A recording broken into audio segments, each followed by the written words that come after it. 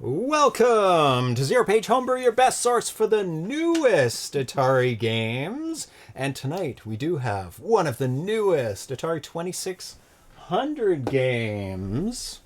We're going to have the exclusive world premiere of The Realm of Riesig. And any German speakers can correct me on the pronunciation of Riesig. Exclusive world premiere by Maximus Games, Steve Engelhardt, Yay! Atarius Maximus, who we're also going to be chatting with tonight, talking about his brand new game. And we're also going to be playing two more of his games, two new games. Excellent. Cave Trap. Oh, thank you for following Jones 1963.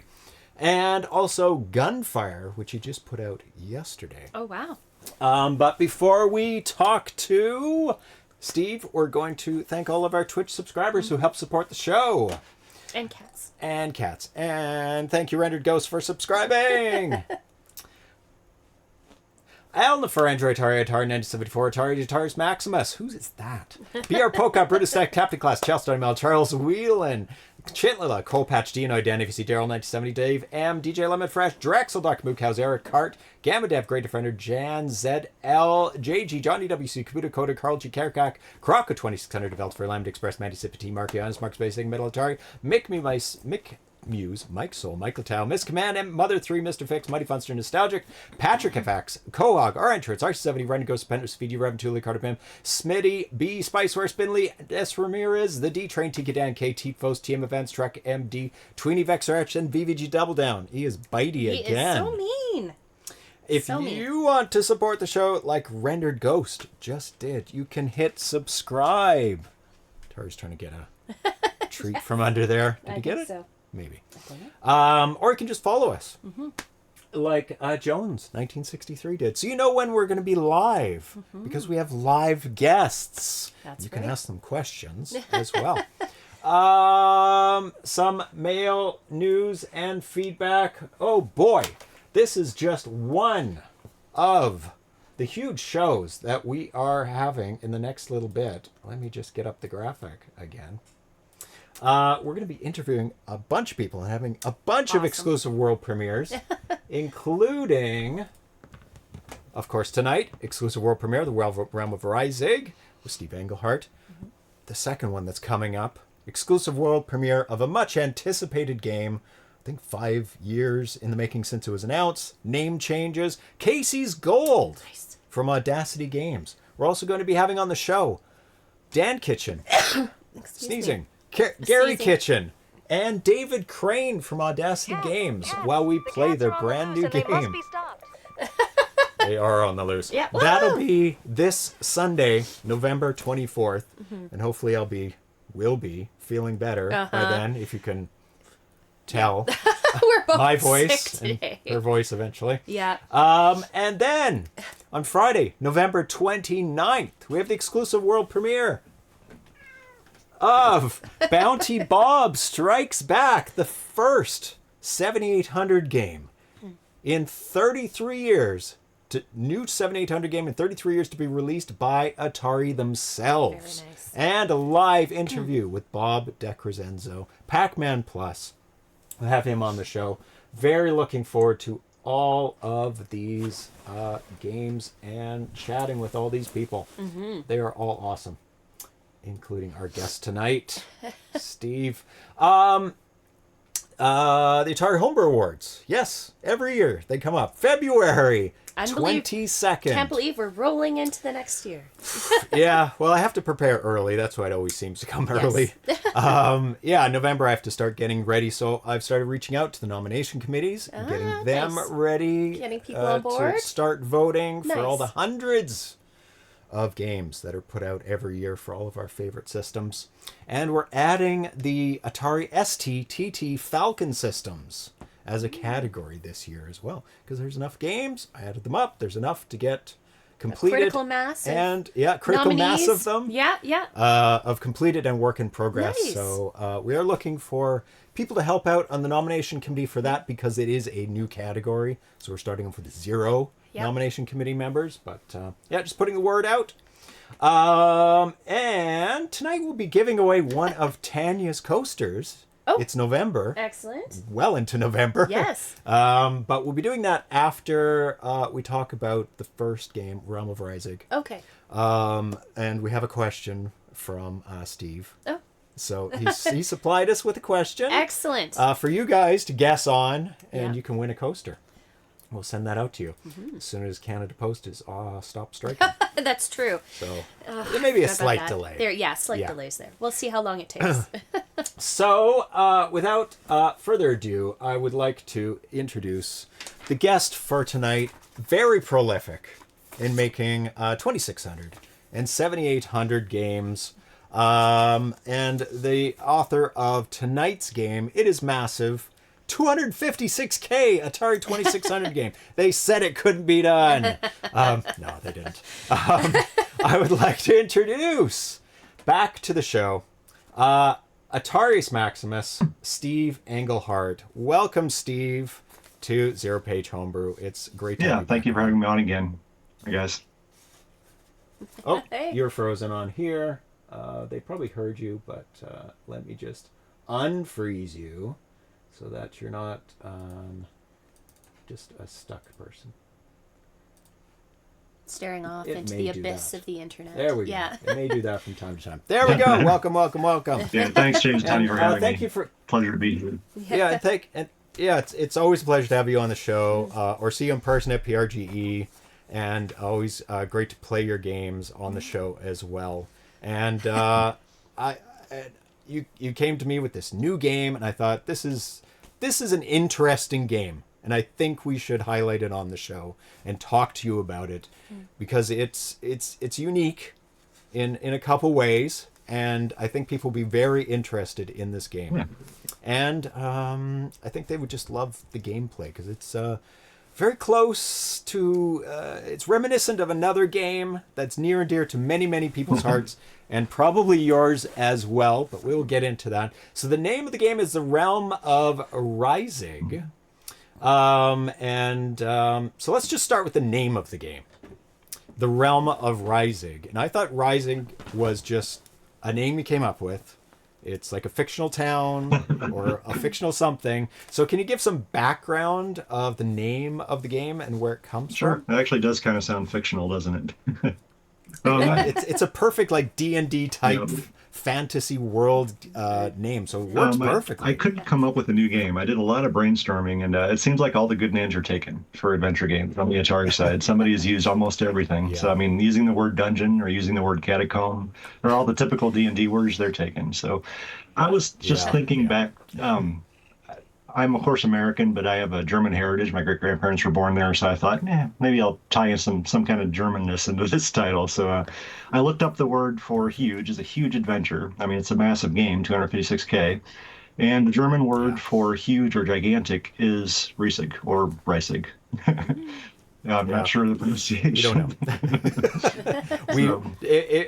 The rule is if you say something or something wrong on the internet, you will be corrected. I can't remember the name of that, but if you ever want an answer to something, say the wrong thing, and somebody will correct it. Don't ever just ask. Just do it wrong. So I just kind of thought the name sounded cool. Realm of Riesig kind of rolls off the tongue, and pays tribute to my heritage, and I just thought it was fun. Yeah. There we go. Philip Meyer said Riesig. Riesig. Okay, that's just phonetically spelled out. But it's definitely the Re. actually rule. Oh, cat. Oh. No cats. Very bad cats. Let's try What not happened to there? disrupt. Oh, he jumped right on the laptop. That must have looked quite terrifying from your end, he Steve. pressed some buttons. I think Did he? We're okay. Oh, we've got like a performance overlay going. We've got reaction hearts. I think we're still good. Oh, Okay. that is so We're funny. still good. Okay. Sid definitely wants to be part of the interview. He's been very naughty lately. Oh, yes. Really naughty. He's definitely hit his teenage years. So. Yeah. So the game seems to be a loving homage to the classic game adventure, possibly. So can you talk about the influence of it? Oh, oof, my God, everything turns off. The influence of adventure, if it had any on it, and the connections your game has to it. Yeah, it was clearly an inspiration. I know nobody's seen it yet, but it was clearly an inspiration for the game. It was one of the few games I had. I had maybe a dozen games or so when I was a kid, and Adventure was one of them. And I spent many, many hours playing that, replaying the game 3 over and over again. So I kind of had that same inspiration for Cave In. I mean, it sort of was inspired by Adventure as well.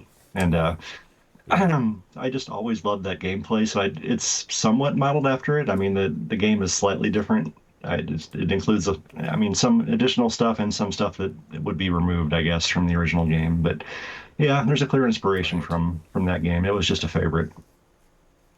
Yeah.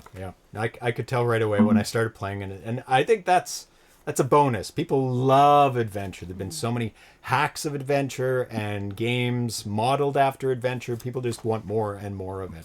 So I think they'll really enjoy this. So I think what we'll do right now is boot up the game and then have you step us through the options and the objectives of the game. So let's just boot that up right now. So let me switch over to it.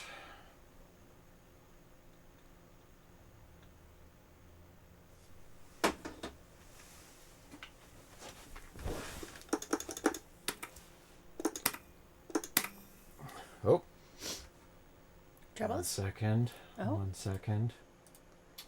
What happened there? I blame the cats. I blame the cats too. Yeah. 1 second. Let's correct a couple things. So Steve isn't a Smurf. Yes. There we go. I blame Sid for that too. Somehow he turned on Smurf mode, so. Okay. Didn't you? He did. He did. wanted Smurf mode. Yes. Okay. So, this is an exclusive world premiere.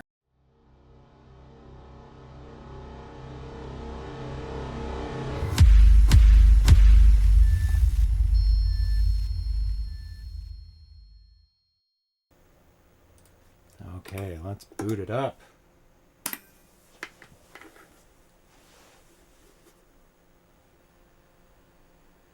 It's a big game. Takes longer to load. So it does work on the Harmony card, and that's what I'm playing off of it right now. Harmony Encore. Yeah, I tested it on Harmony Encore for development. Yeah. Game by Steve Engelhardt. Done in the script font, written font, very nice. Ultima did that a lot. Yeah. The Lord British. Realm of Riesig. Very, very nice title screens and intro screen. Thank you. And you did all of this yourself. The graphics, the programming, the music. Yeah, very few people collaborated with me on this. It was mostly done in a vacuum. I did have a lot of help on the back end and with questions from Carl Garrison. He helped me quite a bit just with brainstorming and code questions and whatnot. So yeah, he's been a wonderful resource. Yep, that's a good idea. He's made big adventure games as well. Okay, so here we are at the title screen, and there are some options. So maybe you can run through what each of the options are. There's different skill levels. 1, 2, 3, 4. Yep, on this screen you can choose from one of 4 different skill levels. The default level that I kind of intended for people to play on is the hero level. Well, that's why it defaults to skill level 4. It is the most difficult. Each Right. level down from that just removes something that makes the game a little bit easier. So you'll see that the top one, the bat, is active. The bat functions similar to the original adventure. If you touch it or if it chases you, it will take the key away from you and return it to the original room where it would be located. Where you So not a random room, the original room where it Yeah. was. Okay. And the hide dungeon option, that the entrance to the dungeon, which is on every level, is hidden. You have to search through the map and find it's an invisible trigger mechanism that will reveal the location of it. Looks like a staircase on the screen. That will reveal the location of that on one room in the on the map for each level. So Right. that is an option that you can remove on the easiest skill level. I wouldn't necessarily recommend it just because it's kind of a spoiler. If you play it on the easiest level, it's definitely for the casual gamer. I wouldn't necessarily recommend it if you don't want the location of the entrance location of the dungeon to be spoiled for you. And the only other option in there is sword at start. On the hardest level, you have to search for and find the sword, which you need to vanquish the enemies as you play. Some of the levels will give it to you from the beginning. Right, and the bat only takes away the key. It doesn't take away the sword or anything else that you have. Yep, it focuses on the key. Okay. So what option do you recommend us play to show the game off? What skill level? You might want to go just one down, so you start with the sword. That might make it a little bit easier to get around the map to start with. So that would be the adventure mode. So we'll be working with the bat is going to be flying around, taking the key away. So we have to memorize where the key was and head back to there if it gets it. It's going to hide the dungeon, so we'll have to look for that. And find the entrance. But you will have the sword. Yeah. So you can fight off. Can you attack the bat as well with the sword? It is invincible. Okay, so you it'll just be got lots to of fun. Avoid the bat. Run away from the bat. Okay. Now, there's also an arrow down that says realm select. Yes, the realm select is basically something I put in there as an option so that you wouldn't have to worry about using an Atari box or a save key. So there is no automatic saving of this game, and clearly the game is so big, there's no way you're going to finish it in one sitting. So if you push down and choose select, you can start from any realm level or any dungeon level in the entire game. So you really could skip to the very, very end if you wanted to. This is kind of an honor system. I mean, anybody can cheat and skip ahead in the game if they want to, but it's really designed to be used like a continue for the game. But it does give you the option to play any part of the game that you want to, and I thought that was kind of important too. Just because the game is so big. Yeah. And you could practice levels as well, I guess. It avoids people, like if somebody doesn't have the save key, then they can still play the game, so that's an option. Yep. So was that a consideration? Psst, kitten. Those cats. Sorry. Was that a consideration whether to use or not use the save key, or was this decided right from the beginning to just avoid using the hardware that people may or may not have? It really wasn't a decision I made at the very beginning. I started working on the game, and I got it so that it was big enough that I really didn't have enough space to go back and edit again. So it was low on the priority list, and it got bumped up. Yep, pretty much. Yeah. And was a password system thought of as a consideration at some point, or is this level select almost equivalent to a password system? It would be similar. I mean, it would pretty much have the same function, other than you would need to have the password, which would have to be given to you on screen. So yeah, that's something I could do. Actually, I've never done a password system on an Atari 2600 game. I've only done that. I did it with Drone Patrol, but I haven't done that on the 2600 side, and that would take a fair amount of space and effort, probably for a similar result as to what I already have here. Yeah, because things from one level don't carry over necessarily to the next level. You start almost fresh on the next level. Yeah, each of the levels you kind of start over. Yeah, so the password system, you wouldn't even need to include any kind of encoded inventory system anyway. Correct. So it makes sense just to have a simplistic pick your level and go for it. Mm-hmm. Okay, so we're going to jump into Realm 1. I'll hand that over to Tanya. Hi, cat. So can you talk about the general gameplay and objective of each level, dungeon, and the whole game? Sure.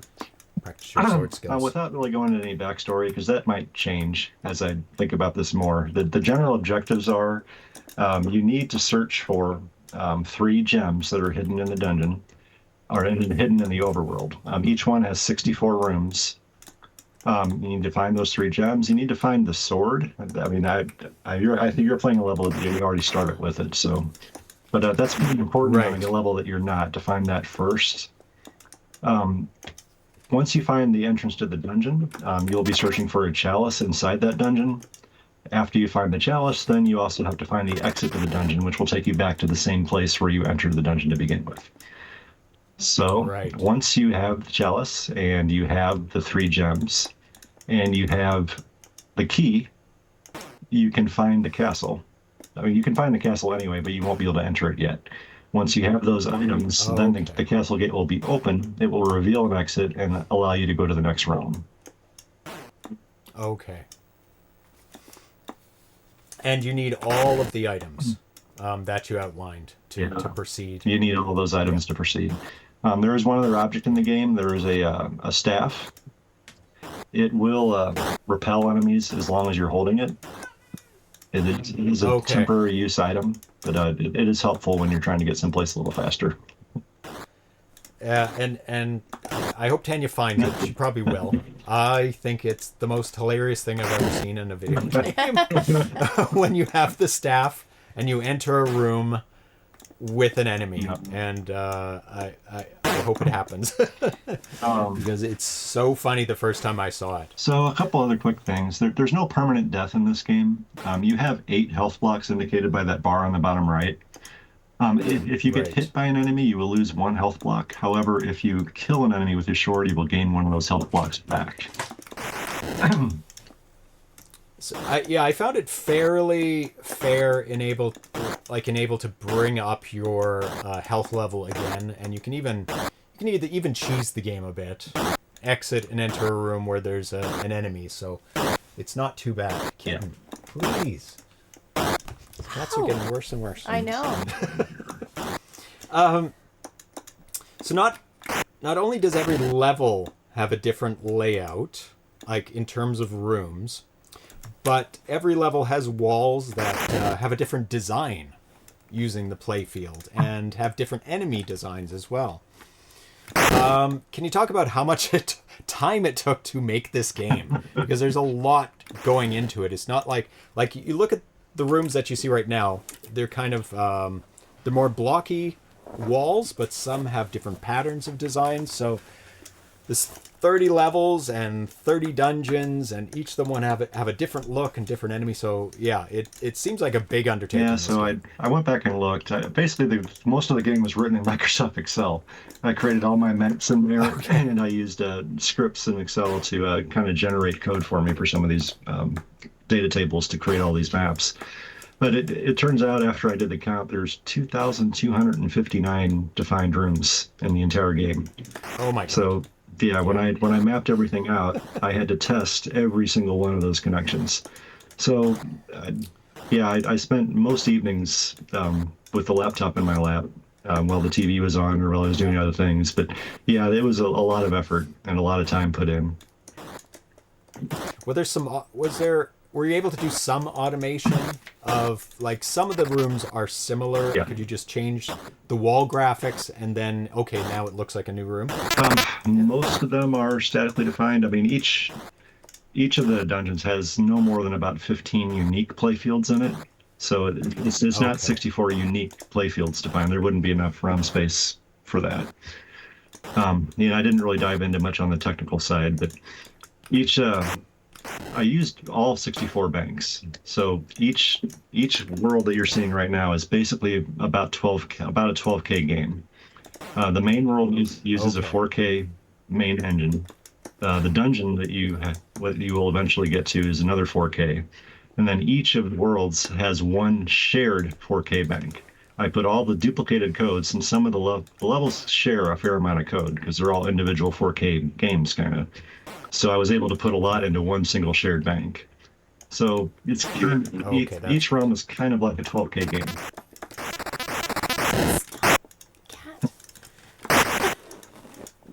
You cats are looking to get banned from this room. So the Realm of Riesig is a 256K game, like you said. 64 banks of 4. Or 64 banks of 4. That's crazy. there are only very few games that are this large. I don't know of any 512K games, even though there are bank switching schemes for 512. And the other 256K games that I found were just this year, too.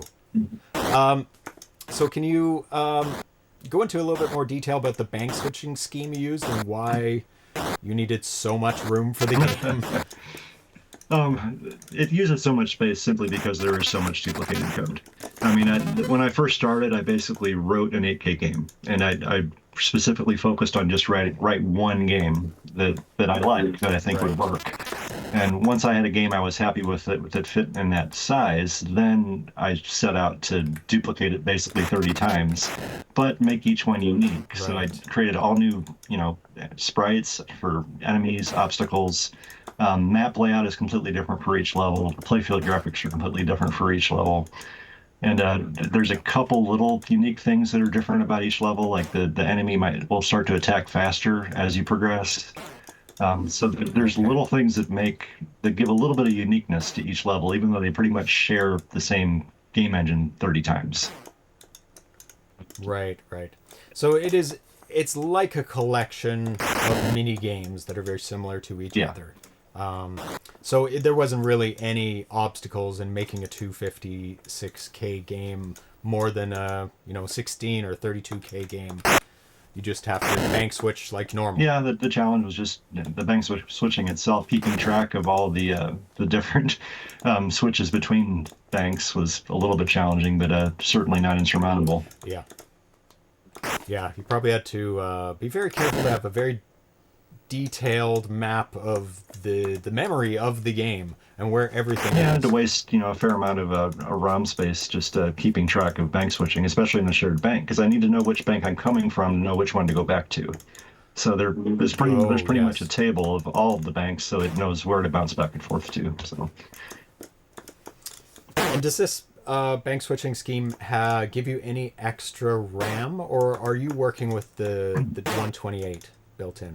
This is just the standard kernel. It only uses the built-in 26 variables plus any extras I could scrape up that weren't being used from Atari basic features. So Mike Starna designed the framework. You can easily find it on the Atari basic forum. And really it was just a framework that allowed for the bank switching. I mean, it's just a method to create these massive games out of small 4K projects.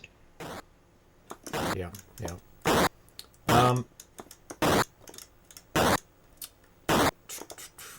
Already covered that one. So with the levels, you're going to be supplying a map. You said you would, right? Yeah. of every realm and every dungeon with the first posting at least of the game.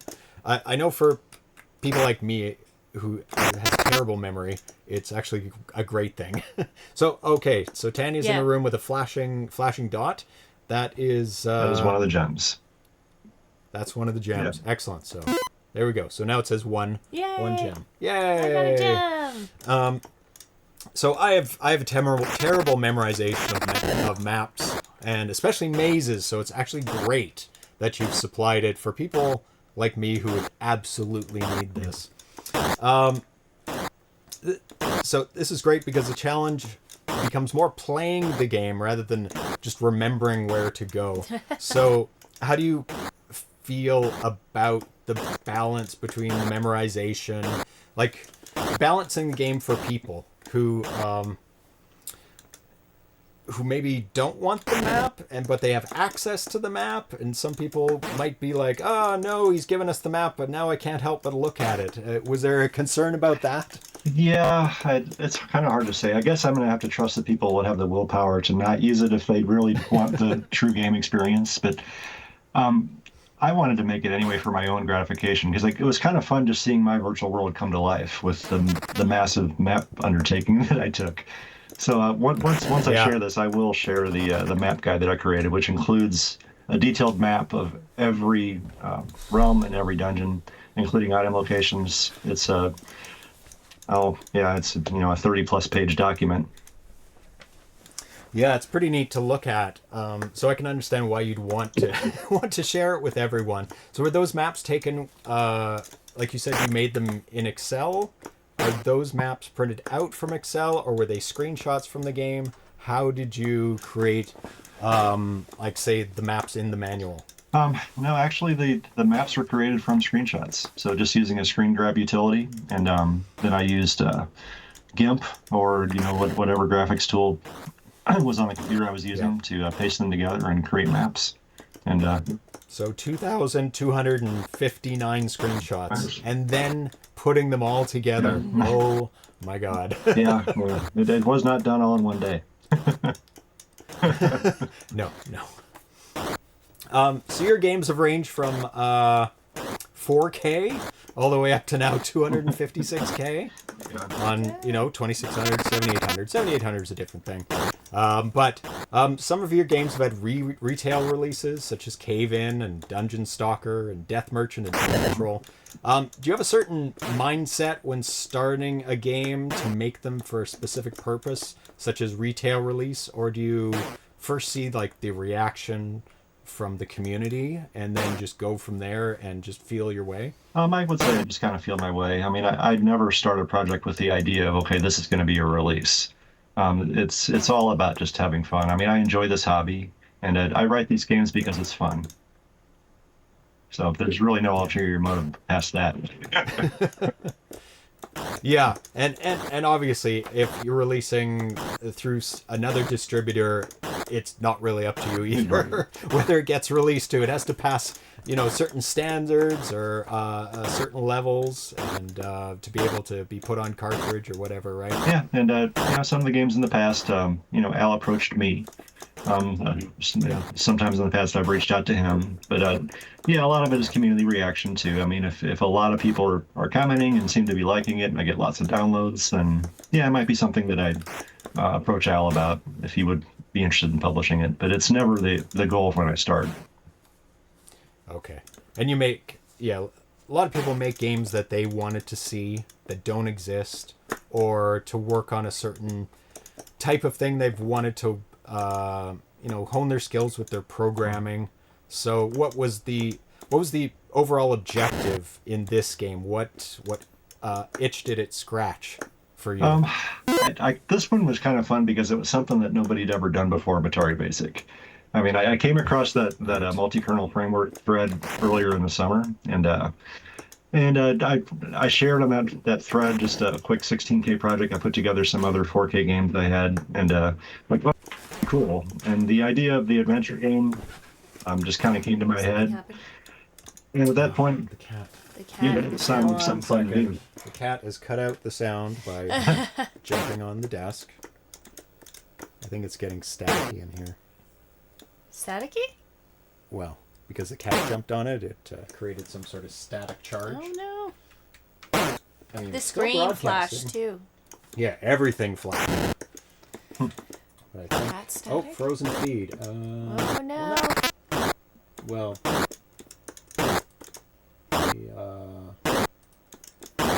laptop's frozen, but I think he's still going. Oh, now I can hear a hiss. I think we're good now. Steve, are you there? Yes, I'm here. Excellent. Okay, we're back. Sorry, continue on with your story about why you made the game. Oh, yeah, it was pretty much because I thought this would be a fun challenge, and it was something that looked like nobody had done before with Atari Basic. So I kind of started this with the idea of what can I do using this 256K framework that would be cool and would be fun to work on. So that's just when the adventure game came to mind, and once I started on it, I enjoyed working on it, so I just continued, and it wound up with this Realm of Riesig game. Yeah, and I mean, 256K, there's not a lot of games that would fill that other than like expansive maps or huge number of enemies or something. So yeah, it makes sense to choose something like this, a dungeon crawler of sorts. Yeah, it seemed to fit the role pretty well.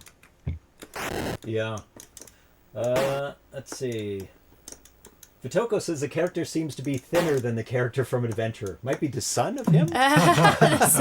Yeah, the character is actually 3 pixels wide instead of 4 pixels wide, and that comes into play later in dungeons that have narrower passages.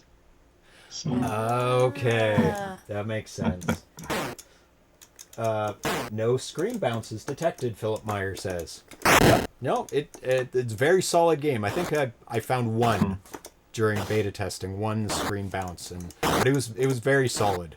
At the time you passed it over to me. Yeah, that's good. I hadn't really noticed any in my own playtesting thus far. Yeah, and so did you have some other playtesters help you out, or were you the solo playtester in this game? I did share it with a few other people. Who did? I sent a copy to, of course, Carl, and I sent one over to Mike Sarna.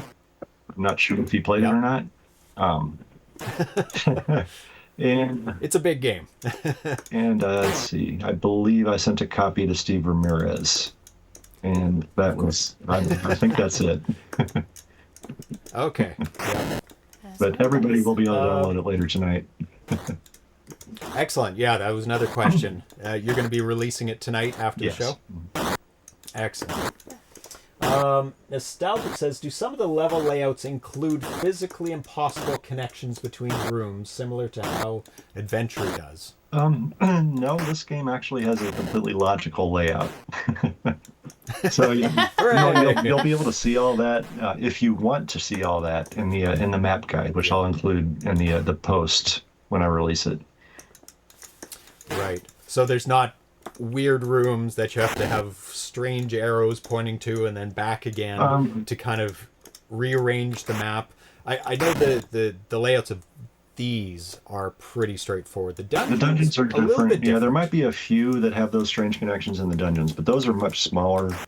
I mean, compared to the normal realm that you're walking around in right now, they're way smaller. But they're also like mazes, so they needed to be smaller, or they would just be frustrating. So Tanya has the what is key? Is that the key or the wand? That is the staff or wand. Staff. Okay, start running, so it shows what happens. Oh, that's hilarious. They like head for the hills. They're like, we're out of here. It's so funny. Like they start in their original positions. Get out of here. And they're like, nope, we're gone. Oh, and all this stuff is gone too. Yeah. Sorry, is it on a timer? I missed the discussion. on a timer. Oh, that's awesome. Get through. So how long does it take a fetch? Actually, it's based on the number of room changes, and I'll leave that number for you guys to figure out. But once it disappears, it does go back to the same place, so you can go back and get it again if you want to. Okay. I don't even know where I'm going. I'm just kind of aimlessly wandering around. You're if I had getting more there. direction, maybe I would be like, oh, I have to go here. Yeah, we'll play it a awesome. proper full level. Yes, after. looking at the whole. Yeah. Yeah, that's fine. Oh no! I like that it's not on a timer, because some people might, sit and look at the map or take a little bit longer, and it's based more on it's based on rooms. That's a nice change. And I really kind of had the goal of this. It was just be fun to explore. So it's not about intense action. It's more about the fun of exploration. So that's what I enjoyed about the original. RC70 says that was the first time I saw the bat targeting the player. Is that random, or does it usually go after them when they have the key? It seems to be random. Time is correct. It is random. Yeah. Okay. Because you can leave a room and come back, and the bat's moving in a different way. Okay, or not even there at all. Or right? it could be going vertical or horizontal. So, I noticed that myself. Yeah. So it's great for people to cheese the game. It's like, nope, bat, nope. You could do that. Bat's coming after me. Yeah. I was definitely doing that when I was playing. For a game that we'll be playing later in the show called Gunfire, you posted a new mini kernel for Atari Basic. Can you talk a little bit about the development process as it applies to the realm of Riesig in terms of the balance of Atari Basic and assembly and your development process? I'm by no means an expert in assembly language. The Gunfire game and the mini kernel that I wrote, and saying I wrote it is almost not true because I did write a mini kernel that was able to display a playfield, and then I started asking for help, and Carl gave me a ton of help with that. So thank you very much, Carl. I think you're in the chat, so thank you. Yeah. But I was thinking about maybe trying to adapt that into Riesig since I did it afterwards, but at this point it would be much more difficult to do. So. Right. Yeah. And I'm not sure if I answered your original question. I got off on a tangent there. Just about the balance of Atari Basic and assembly, and even like how it's progressed through the years in terms of the language you use in your games. Like how much assembly did you use in this game versus pure Atari Basic? This game is almost entirely Atari Basic. I mean, the fancy screens you see at the beginning with the title screen and the Maximus logo, those are all in assembly. Some of the other games, I have the Atari Age logo. I actually took that from the forum. Somebody shared that, and I've been reusing that in my own code. That's all in assembly language. Yeah. So mostly anything that's in game or during gameplay, that's all Atari Basic. Okay. Yeah.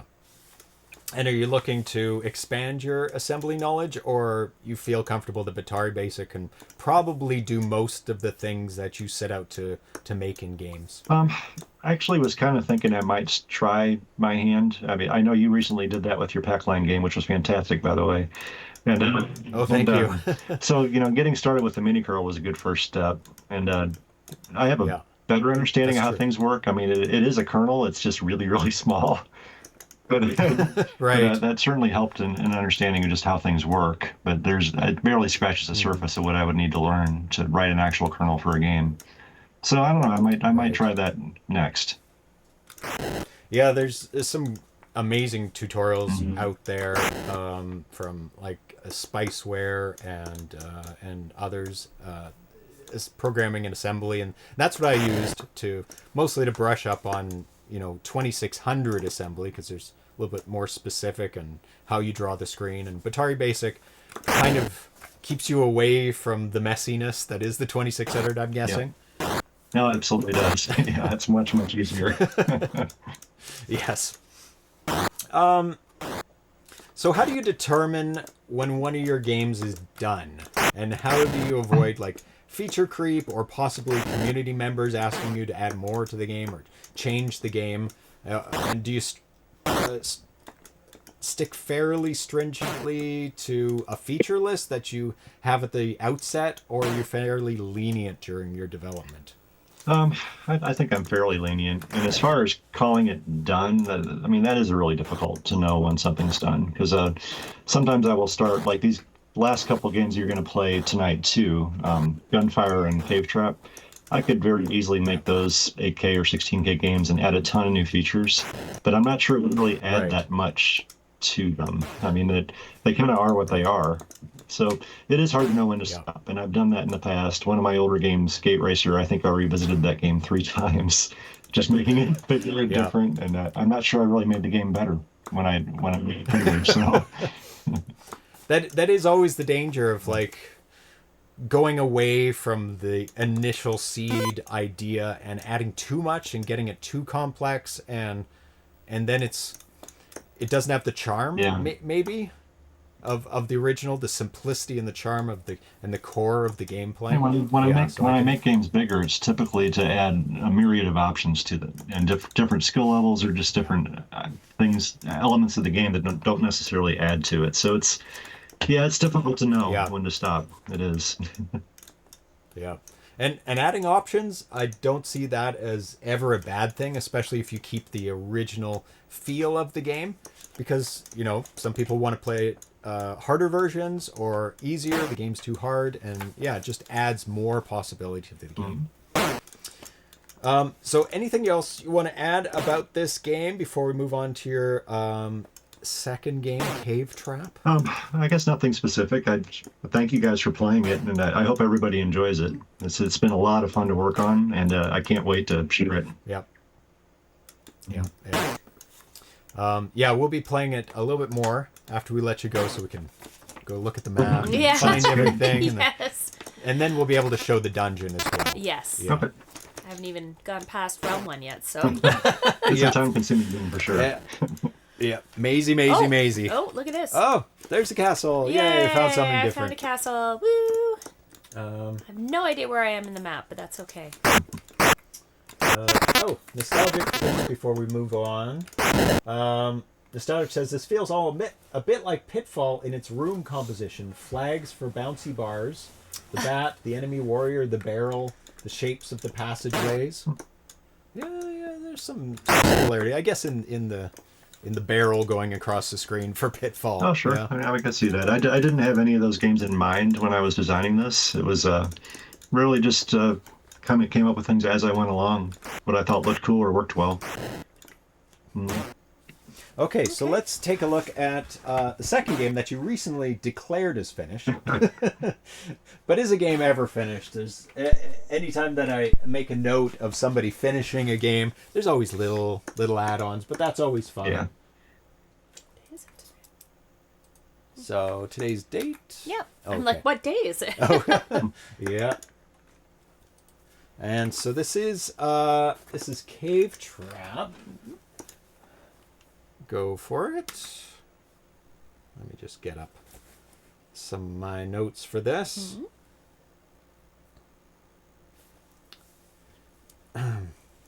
So, actually, we're going to give away the coaster now. Oh, We'll excellent. leave up that on the screen. Do we have a selection of coasters? We do have a selection of coasters, and we have a new webcam that we can focus in on the coasters too. Ooh. You can take any of those out that you don't like. They always seem to creep back into the pile. I know some of them are just, you've got a couple down here that aren't all that well finished. So. Okay, so let's focus the camera over here. Is that one on the bottom okay? Yeah, seems fine. White one. So Steve has come up with a question. I put a question out to him, put him on the spot to come up with a question for the people in the chat.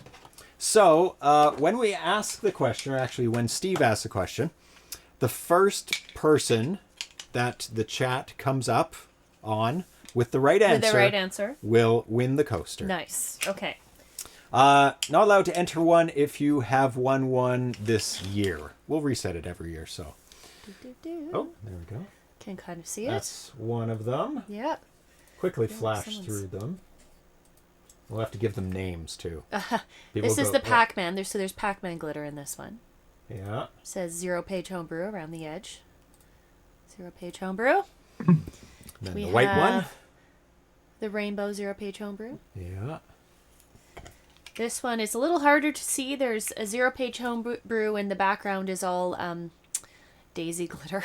Kind of a green overall. And it also has a holographic effect on it there. There Yeah. you go. And an orange. And then, well, it's rainbow glass, actually. It's filled with rainbow glass. There you And go. it has ZeroPage Homebrew in rainbow around the edge there. There you go. Yep. Yep. Okay. So, remember, get your keyboards ready to type Yes. the answer. So you get your choice. Yes. You can pick after. We'll show them again if you can't remember. Yeah. Okay. Steve, Okay. what is the question? Does anyone know what the final boss is in Cave-In? So, his game, Cave-In. What is the final boss? So, the first one to type it into the chat. Oh my god. What was that? Are you pressing things? I touched the side of it to adjust Oh. it. That's what happened. Well, we've got a Yeti. No. A tiger. A tiger. A generic answer, the boss. Oh, I can't no. hear him. Yeah. Did I do that? Yeah. There we go. Gargamel. Gargamel. Getting closer. No. The bear. No. If you don't get it, we will give a hint, and then everybody can guess again. Give a couple more seconds for it a anybody. Sid? Is it a Sid? Is that the final boss? Is it a black and white kitty? No, it's not a kitty. A boulder? No, your evil mirror twin. No, that's a good guess. That is a legit boss at the end of games. Yeah. And nobody's got it yet. Tough question, huh? Yeah. Yeah. Okay, so we'll give a hint now, and people can guess again. It is an animal. And the guesses of tiger and bear and yeti, I guess, are not correct. So don't guess those, but you can all guess again for an animal. Yeah. The end of Steve's game, Cave In. Ooh. We've got spider. We've got bat. Those are incorrect. Good guesses. Rabbit. Rabbit. They can be vicious. Could be a vicious rabbit. Yes. Not a hippo. Snake. 8-bit poet. Wins. RC70 follows up with gorilla. Okay, congratulations, 8-bit poet, who put Cave, a question snake. mark at the end. Makes sense. Yeah. Yes. As if I don't know. With that. Okay, 8-bit poet, please either private message me anywhere. You know where I am. But you get But to pick. yes, Yeah. yes, definitely pick Yeah. your poison here. So we have the first all up is the black Pac-Man one. Yeah. Pac-Man glitter. Pac-Man glitter. The white rainbow one. Yeah. The green It's daisies. daisy one. Yeah. ZeroPage with daisies. And then the rainbow broken glass. Rainbow broken glass Yeah, orange one. yes. So 8-bit poet, pick 8-bit from poet, those. You get your choice. I will send that off to you as soon as Canada Post is finished striking. The white one. All right. Okay. That one's very striking. I like that one too. I will label that right now. And make sure that it is set aside for you. It is easy to read on a camera that's far away. Yes, it's very easy to read. Excellent. 8-bit poet. Excellent. Oh, why is the camera there? So high up. Oh, it's following me. Evil.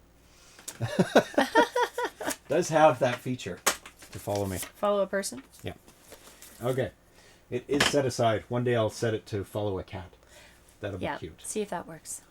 Okay. As striking as the postal workers. RC70. That's for Kev to say. Yeah. Okay. Oh, Steve is frozen on there again. That's okay. We know how to fix that.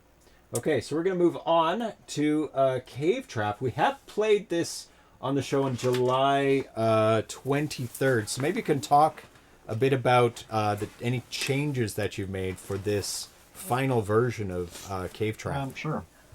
I just wanted to add a couple of other things just for fun. The different levels that you can choose from now, there's 4 levels. It adds a new flashing bar at the top that effectively reduces the size of the screen that you can jump in, and also reduces the area that items or objects can bounce.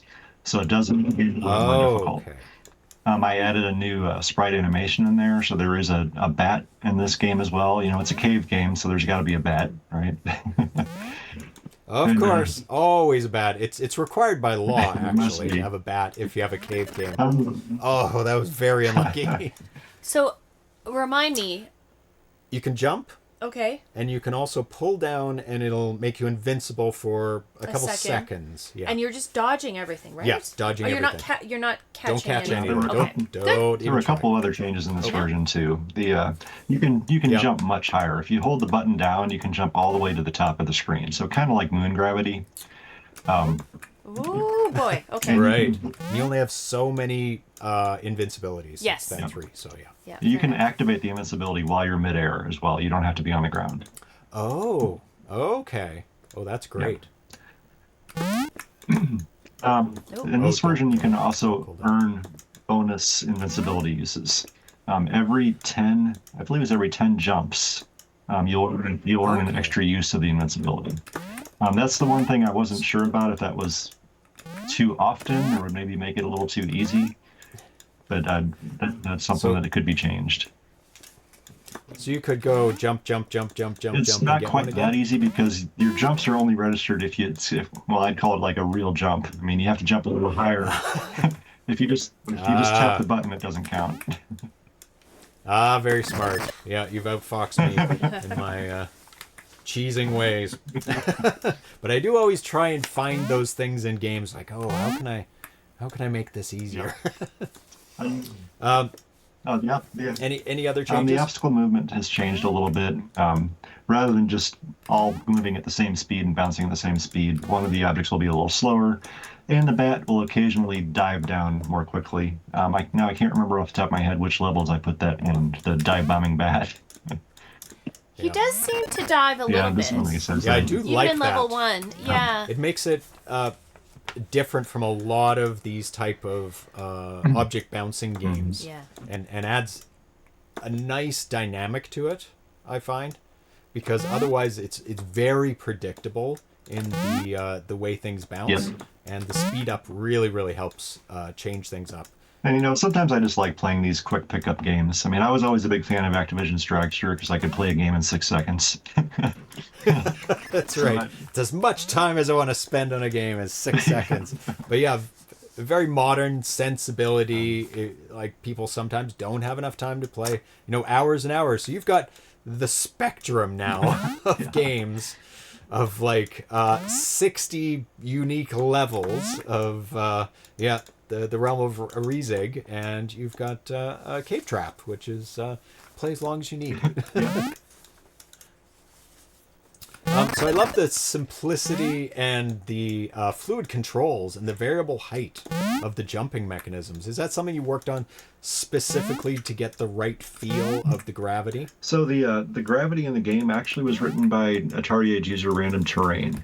I used one of his demos. He called it the fake gravity platform demo. So I used that as... Oh, that's a good demo. I used that as the basis for this, but the gravity numbers and some of the other things were tweaked and changed a bit from his demo. But yeah, the code originally came from him for that. Okay. Yep. Yeah, I want that to be made into a game. It's jumping platform. It's so smooth. So yeah, that I can see why you would want to use that gravity. Works really well for this game, I think. Yeah. It really does. It's very, very fluid movement. And I love the flexibility of being able to move your character anywhere you want. And the other option I considered was I could make the sprite way smaller. I kind of enjoyed it with the bit larger one, but it wouldn't be too hard to make that different.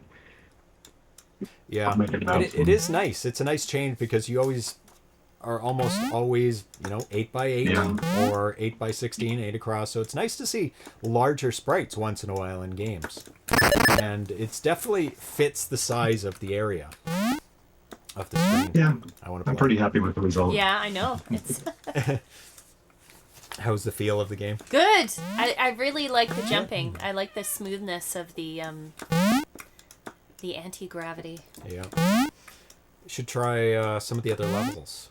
Oh, Where yes, it has I will the, after I die again, which I will usually around 40 seconds. So and it's a one life game. Yeah. You get hit once, it's game That's over, it. which is fair because you do have the invincibility as well to help you out. Yeah. I do find I forget to use it a lot. Yeah, I play games very offensively instead of defensively, so I always forget my shields and invincibility in games, and I just go for it all the time. It's like when you have a bomb and you're like, oh yeah, I have that bomb feature Damn. that kills everything on the screen that I always forget about. I do the same thing when I play this game. I forget to use the invincibility.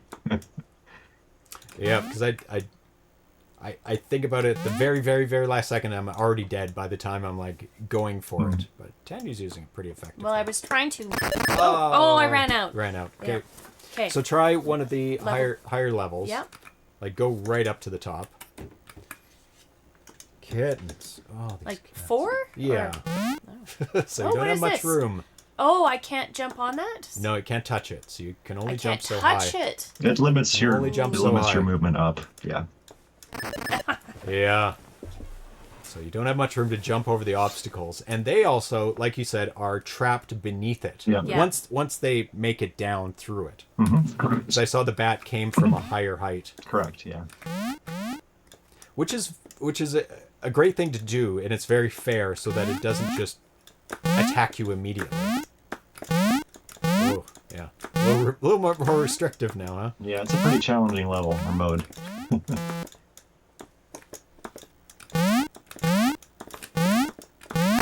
Anything else that you are thinking about adding to this game, or are you pretty confident that this is? Well, if I keep this game 4K, I'm done because there's simply no more space. Yeah. Yeah. 4K is not actually a lot of room. It adds up pretty quickly once you put in the graphics and all the logic, and yeah. I'm really amazed at some people, some developers, like, and you've got a level selection screen that eats it up as well. It does. But some developers have like intro screens and elaborate menus and also an amazing game all in 4K. Thomas Jensch is very good for that. I don't know how he keeps packing them in to 4K. Thomas is amazing. Agreed. Yeah. I'm sure him working in, I'm pretty sure he does it in assembly, probably helps reduce probably some of the stuff that you would need in Atari Basic. Absolutely. Yeah, there's a lot of extra overhead using Atari Basic for sure. Yeah, a little bit of bloat, not as clean, because it needs to be, Atari Basic needs to be a little bit more flexible for all the options that people may or may not want to use for all the different kernels that are available. Yeah, absolutely true. Yeah. That's actually your point is one of the things I've done. That's why I was able to expand it. If you get into a little more advanced topics, it is possible to modify Atari Basic slightly to eliminate features that you know you're not going to use. That frees up the space at compilation time. So that's one of the things I did with this game too. I freed up space by basically modifying Atari Basic. Okay, yeah. So that's an option for people if they... Is it difficult to do that, or do you have to know a little bit to be able to go in and remove things? Maybe a little bit. I'd just go in and examine all of the assembly files that come with Atari Basic, and if you see a keyword for a function you know you aren't using, just delete it.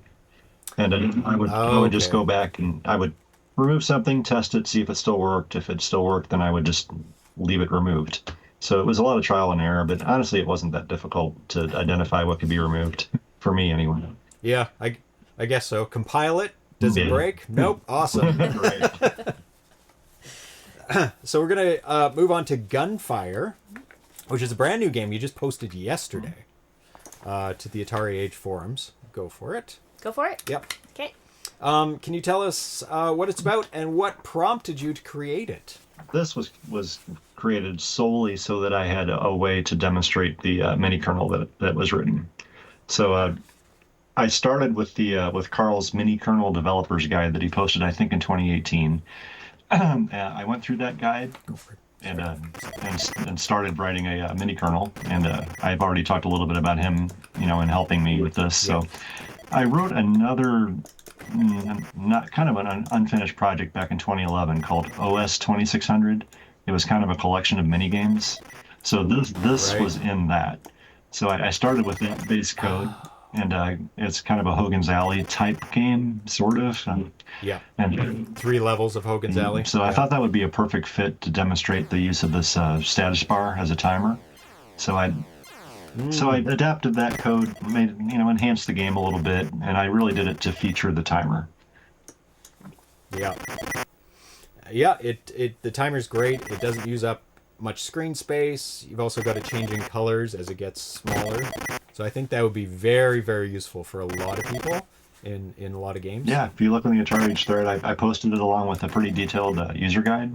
So anybody that uses Atari Basic that's watching, it's pretty simple to use, and I would certainly answer any questions anybody would have about it on the forums. Vitoko stole my question, but a little bit. So, will you be developing this game further, possibly a light gun? And does Atari Basic support the light gun? Excellent question. I don't think so. Honestly, I wouldn't have a good way to test that because I would need to use a CRT television And I'm not even sure there's a light gun compatible with the Atari 2600. And there is? Okay. Yeah. And there's a small list of 2600 light gun games. Very so small. I guess the short answer is no, I won't be doing that. Damn! We need more 2600 light gun games. But yeah, there's a lot of things in your way, especially you'd have to write your own mini kernel for the light gun, which would be really cool if somebody did for Atari It would be Basic. cool. But yeah, there's a lot of people that, one, they don't have a light gun, first of all, and they maybe don't have a CRT as well.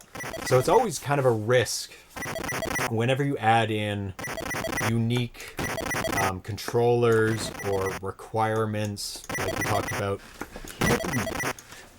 Not talking about kittens chewing cables. Get him! Get that bad cat. Like we talked about the save key or the Atari box and making it a requirement, and people do have to keep that in mind. Developers have to keep that in mind to not exclude so many people that there's nobody left almost to play your game. So that's you're frozen on here because I have to now solve another stupid problem, which is some sort of static discharge or something. Cats. It's really weird. Cats. Get up from the couch and like everything in the room goes away. Like freezes? Yeah. Okay, you're back. Okay. So I guess that is something that you have to take into consideration when making a game, like keyboard controllers, even not so much paddle controllers, but other controllers when you're making a game. Yeah, I would think those controllers, it would almost be better to make it an alternate option. Otherwise, you're kind of limiting the audience of people that can even play it. So, Yeah. again, And I guess I was telling like if you have controls on here where it's joystick controlled, but if you had the option of a light gun, then it wouldn't exclude anybody. So that would be a way to do it. Or say, in the realm of Riesig, if you wanted to implement a password system or an Atari box, you'd have a way to do the password or get to the level without the Atari box, etc. Right, etc. yeah. Like you have right now. And I did something similar with Drone Patrol. You can use a paddle or a joystick in the Drone Bomber mini game that comes with it. Right, yeah. That's very, very smart. Yeah.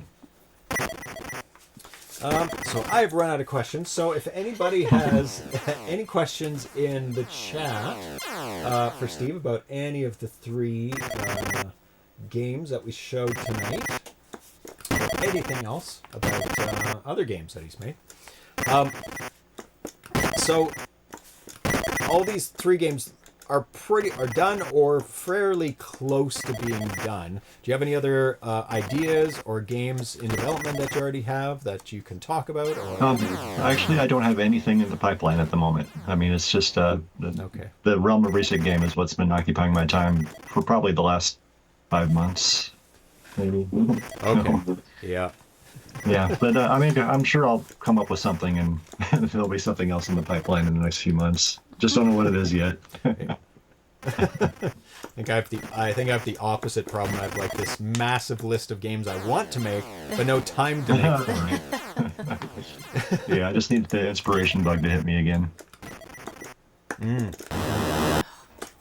Are you shooting people with smiles on their face? No, it's too fast now. I can't get to them Okay. accurately. Especially the angles. I saw, fun. I think a video of you playing this or somebody else playing this, and I adopted that same game style of just moving towards the person immediately. Oh, yeah. And then figuring out later whether Yeah. they're smiling or frowning. Yeah. That's probably good strategy. This one, Yeah, it was yep. tough to decide when it was getting too hard. I kind of think the game's too easy, but I made it. And Yeah. also, the crosshair does increase in speed a little bit with the level up to make it a little bit easier to get to things more quickly. That makes sense. And in general, are you good at your own games? Or do you have some trouble trying to defeat your own games? It depends on the game. I I mean, for example, the Drum Patrol, the most recent game, I've never actually beat it all the way through. With my own cheating, I can get to and beat every boss individually, but I haven't actually beaten the game in one playthrough yet. That's always a fun question to ask developers if they're good at their own games. and it's not. There's no necessarily a correlation between the two because there's no definite answer to that. Some of them I'm good at, some of them I'm not. I mean, because you're making games for yourself, but you're also that you're making games for everybody else out there as well. And if you're not good at the game, you don't want to dial it down so easy that everybody else is going to be bored. So you have to make it, a general difficulty level. And that is one of the most difficult things about game design, honestly, is coming up with the correct difficulty ramping and curve and. Yeah, it's a fine line between too easy and too hard. Because too easy, people get bored. Too hard, they give up. And it's a challenging thing to do. And even put the game in the right order. If there's different types of enemies, different types of levels that are very different. It's like, okay, which level should I put first? Which boss is easier? Yeah. I mean, I've struggled with those same things. It's sometimes you just guess and think, well, this feels about right, so throw it out there and see what people think. Yeah, and you tend to put your games out there for the general public to play. And you don't hide it away till say a cart release or something like that. And can you talk a little bit about that? Has that worked well for you in general? It works fine for me based on how I want to share. I mean, I can appreciate and understand developers that either don't release their binaries or just save it until after. Personally, I'm doing this because I enjoy doing it, and I also want to share with everybody what I've done so they can enjoy it too. It's not about money or about how much profit I can make off designing a game. This is just a hobby, and I just do this for fun. So, and it's fun for me to make them and then just share them. Mm-hmm. Yeah, I have the same attitude. Obviously, it's a niche within a niche. These games that we're making for the system, so any money that is made is so minimal. Oh, really? So really kind of hiding the games behind a paywall. I mean, it makes sense in some situations. Say you are producing your own games and boxes, and you may not want to make 200 of them or something, and there's a huge investment, and putting it out beforehand is going to eat into that. I can understand. Oh, yeah, I absolutely understand why some people do it, and nothing against that model of doing it. No, none at all. Yeah. Or if you're in Brazil and you're scared of piracy because of the history of massive piracy there, I can understand that as well. Am I kicking ass? You're doing pretty good. And you're talking at the same time and asking questions, so that's quite impressive. Shot a smiley guy. Oh, don't shoot the smiley guys. They're the good guys. I think I just have one more to do wrong. Yeah, one more X. Flying through though. Luckily, if you go back to the center each time, it's a little less travel, right? Then there's less travel, and and good game. It's when they're in the corners. That's when those are the hardest. It's really tough. For sure. Yeah, really good Twitch reaction game. Yeah, the Gunfire. Yeah, it's a lot of fun. Yeah. It does feel like it's testing my reaction time. Yeah. And it is. Oh, yeah. And a lot of these games kind of obfuscate which are the good ones to shoot and which aren't. This one is very clear, and it's more about just getting there quick, fast. Yeah. And you don't really have to worry too much about shooting the wrong person. I did make a couple mistakes there, but it's pretty straightforward, which is nice. A nice turn. It's like, do they have a gun or not? Some of these games it's so hard, or they stand there and then there's a gun all of a sudden, and then you have to shoot them. I was a little bit limited here too, of course, just because of the sprite design that I'm able to use. When there's more than one enemy on the screen, it's actually a single sprite with a lot of blank space in between. Oh, and the cat chewed. 1 second. 1 second. You just cut out. These cats. It's going to be very sad if we have to ban them from the Cats. The cats are on the loose and they must be stopped. Cats are on the loose. That's correct. Thank you, Jess. I was just comparing to the original, that when there's more than one enemy on the screen, the reason you can shoot one instead of both of them is because it's a single sprite. There's just it's one tall sprite with a lot of space, blank space in the middle. So that was kind of a design concession because of the limitations of the system. I mean, I can't put 3 or 4 sprites on the screen without a ton of flicker, and I hate flicker. So I just turned I guess you could do a triplicate of sprite and know which one you've shot and then get rid of that one. Yeah. Well, that's true. Yeah, flicker, for that, you're right. I could do it that way from the horizontal. Yeah. But flicker is the enemy that we constantly fight against. Oh yeah, Nostalgia kind of said that it would be interesting to have cases in which one of the two people is supposed to be shot and the other isn't, and you kind of address that in the kernel and the way you program this game currently. Yeah, and that was a design decision I made, 12 years ago when I made the original. So a lot of the code was copied from what I did a long time ago, and I just left it that way. Yeah. So. Yeah. Okay, so I think we have come to the end. So let's switch you back here. So thank you once again for coming on the show. Very welcome. Thanks for having me.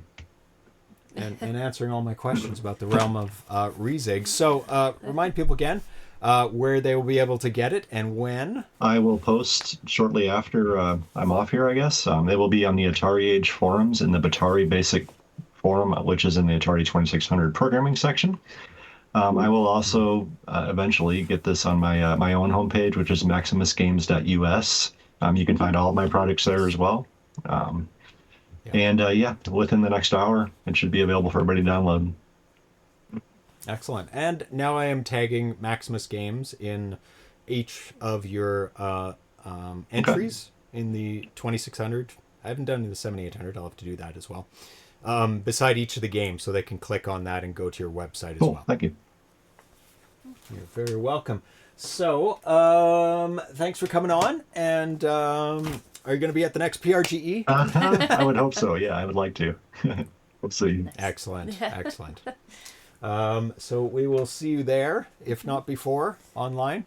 And thanks for chatting with us tonight. Right, thanks, guys. And we're going to play the first level and dungeon of Realm of Riesig. Nice. After we let you go. Now that we can collaborate and work with the map. Yes, there's a map. Yes. Yeah. Sounds good, guys. Thank you. Okay. Thank you. And we'll see you later. Thank you. Bye, Steve. Bye. Bye-bye.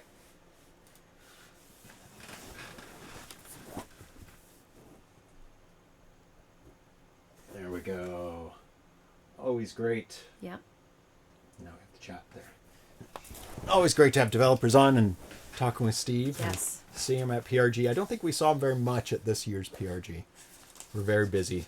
And yeah. and it's about when, paths cross and stuff. Yes, yeah. That's so true. Oh, good night, the D-Train. Night, D-Train. Thanks for hanging out. Yeah. He was here on time. He said, what did I miss? And it hadn't even started I yet. know. Wow. Cool. Okay. There we go. So, do you want to do the map since you played, or do Yeah. you want to play again? No. I saw a lot of the map, but not having the map, it was a little hard to figure out where I hadn't been yet. So. Right. Yeah. I got to here though. Interesting. Oh, to the castle. I did get to the castle, but I never found the key. Because once you get there, it's kind of a straight line. I never right? found the key. Interesting. Okay. Let's put the cartridge back up. There we go. Where's the starting point? So should I start on the difficult one and have to get the sword? Sure. I know where the sword is based on the map, because we got the map. See, there we go. Woohoo! Party time for kittens. Party time for kittens. I didn't hear that. Cats. Cats. Okay. But they will see it. Oh, let me put that.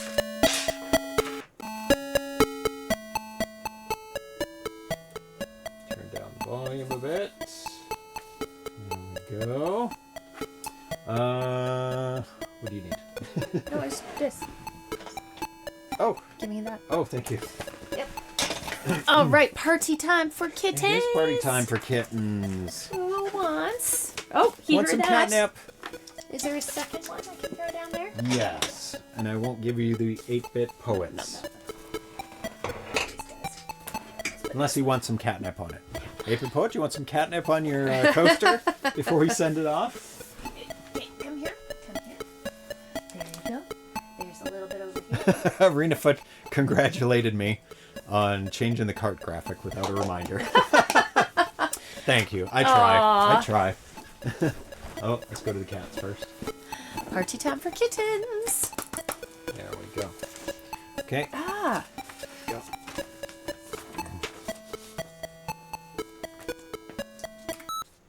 So, skill level 4, we don't have the sword at the start. It hides the dungeon, and the bat is active. Yes. So And- where does this start? Where is the first room? Or is it So it's- random? The flash? No, it's definitely set. So it's possibly that. No, that's a gem. It is a dead end at a bottom. I know. Is it that? Start. Yes. Okay. Okay. Excellent. So I need the sword first. So would be the best one. sword is up here. So you want to go to the right. Oh my god. Get. I have to get not hit as much as So possible. there's really only on the way one to the path to sword. follow until you hit the We'll switch it back to the game in the a lavender second. colored room. Assuming these colors stay the same, They but I'm not sure. should. Oh yeah, they do. That- Oh, that's so cool. yeah. Ah, Ah, you got to wait to see where he comes out. the barrel hit me. The barrel. I thought it was a The roving. log. I thought it was a roving coffee So bean. which way? No, you Up. want to go up. Yeah. That's a roving coffee bean. That's right. Those To coffee the beans. left. Dungeon up. coffee beans. Yes. Kinda looks it's like a all coffee about the bean. coffee. 'Cause it's that split in the coffee bean, right? Yes. Yeah, it's a roving coffee bean. Oh, yeah. No. You have to time was that a mistake. very carefully. There you go. Also, when you do get the sword, I'll get some health back. you'll get health back. Yeah. Are you still going? Oh, you're going to the left. Okay, To the good. right. Yeah. To the right. Sorry. Cats. Cats. Okay. The cats get switched over now. There we go. Ah! Coffee bean. Coffee bean. It's after me. It's high potency coffee bean. Oh, yeah. It'll get ya. Okay, and then this Ah. is the sword. There we go. Yay! And then you have the little sword symbol. Now Yep. I can hack and slash and get some health back. Not yet. So, what do you want next? Okay, so you're going to go exactly back the Anything. way you came. Oh, okay. I'll try to remember. It- Like I said, it'll Oh, shunt you, and when you hit a red room, you can kill him. Yeah. Practice. What is happening? I don't know. Did you hit the double button or stay at the bottom? 1 second. Cats, Yeah, mostly cats. always cats. Actually, this is a good test. Ah, nostalgic. At the higher levels, the coffee bean moves faster, making it an espresso. Nice. Oh, you Oh, started no. over. I still have a sword, though. That's nice. Do you? Yeah. Oh, you do. Okay, so which way should Well, I go? Okay. From the start. Right or left? I would go back the way you... Well... Okay, go to the left. And then left? You'll go down. Like left and down. Left. Oh, left again. down, yeah. Okay. There. Oh, Now Well. you can... it's only temporary. But then, okay, from here you want to go up. Okay. Up. And then... Did you get hit? Oh, no. Okay, and then to the left. No, they're running away. Yeah, good job. And then... Oh, where are you? No, it's only one Oh, path. I see it. Yep, I Yeah. see it. Oh, I love the colors. Yeah. Left. It's a nice variety of colors. Very nice variety of colors. I Obviously- love how they change and they gradiate. Obviously picked from a select number of colors, Yeah. so it's not Okay, too bad. and then down. Now they're back. Nope. Oh, not yet. no, they're still They're running still away. running from me. away. Kitten. Oh, Oh my god, these cats. In trouble. Down? Sorry. Yep. Down. And then, yeah, down. Dodge Coffee bean. Run away. At higher levels, the coffee bean moves faster. Yeah. Yeah, that's what I said. Becomes an espresso. Okay, down. Gem! First Woo, gem. First gem. Okay, so then you want to go back up the way you came. Okay. So basically you can take the same path. Yeah. It's only one. Kind of shunts you. Oh, are these cats high? Yes. A A little bit. Then. Up. And the left and up. Now, yeah. Ooh, do we want the key yet? Ah! It doesn't matter. Where are you? You're in the pink room. Go right. Is this the right? Yeah. Take this path. Okay, and then this one. Where the hell are you?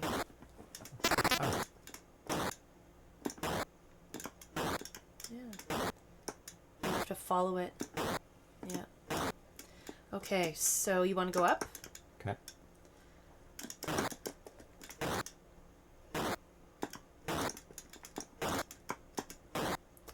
And then you're going to go up. Coffee bean. Coffee bean. Rolling coffee bean. Yeah, it does roll.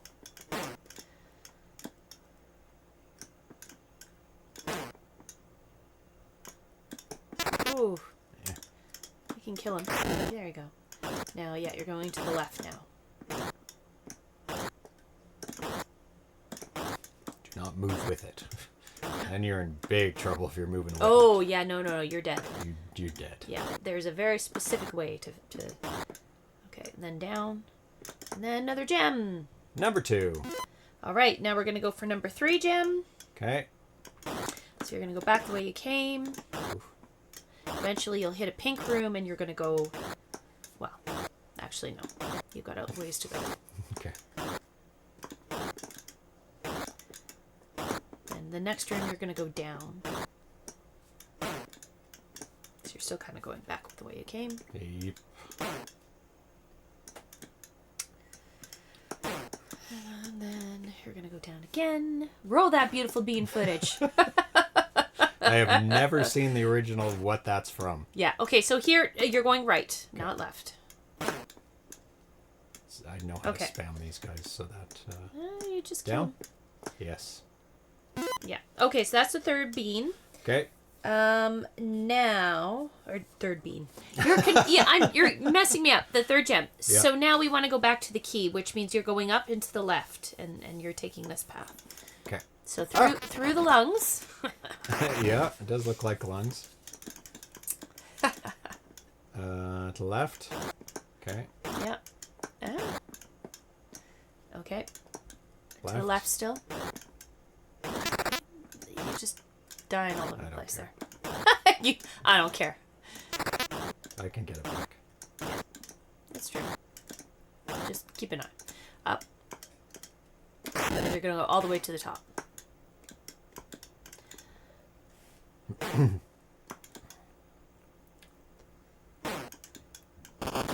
I saw a roll. No, yeah, you definitely...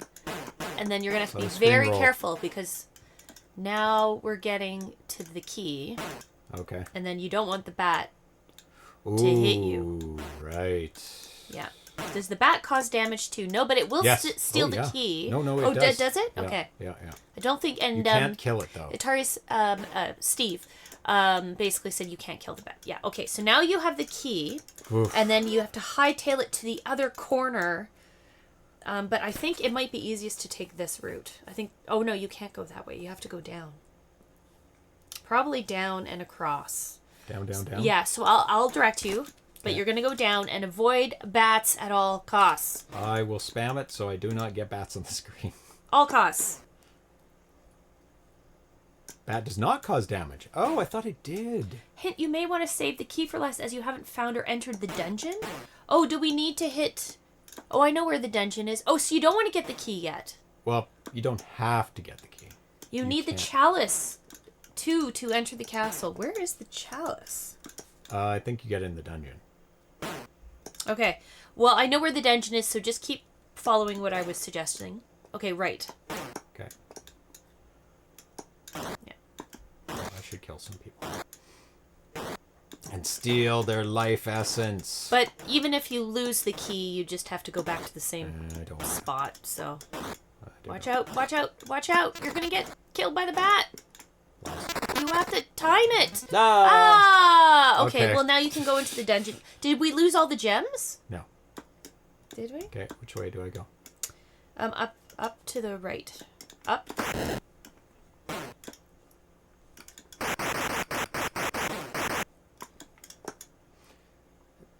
You can get the key, but it'll make a game a little harder avoiding the bat. So do the dungeon first. Okay. Yeah. Sounds You only good. lose the key when you lose all of your health. Oh, yeah, because I lost Oh. the key.